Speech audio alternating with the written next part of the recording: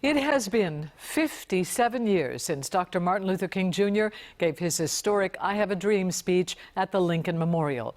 Well, now, all these years later, people gathered in that same spot on the National Mall, continuing the push for racial equality. Ava Joy Burnett has more for us. About 50,000 people were expected here today to mark the 57th anniversary of the iconic I Have a Dream speech. Speakers included Martin Luther King III and family members of people who were either injured or killed after an encounter with police. They say the work for equality continues. I like how everybody's just celebrating and coming to stand with us. People started making their way to the National Mall before the sun came up. I'm from Apex, North Carolina. Dallas, Texas.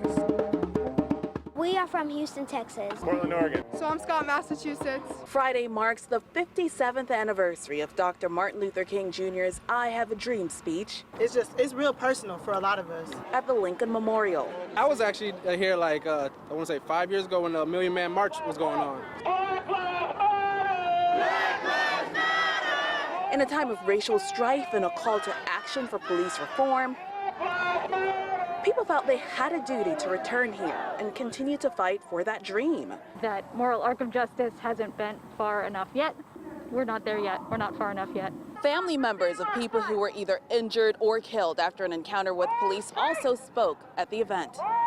I'm tired of looking at cameras and seeing these young black and brown people suffer. I wish George were here to see this right now. That's who I'm marching for. I'm marching for George, for Brianna, for Ahmaud. Almost 6 decades after Martin Luther King Jr.'s voice boomed across the National Mall with a specific message, today there's a commemoration in the shadows of his likeness. Martin Luther King's dream, we have to continue to live it out and then show that our kids growing up the right way to go.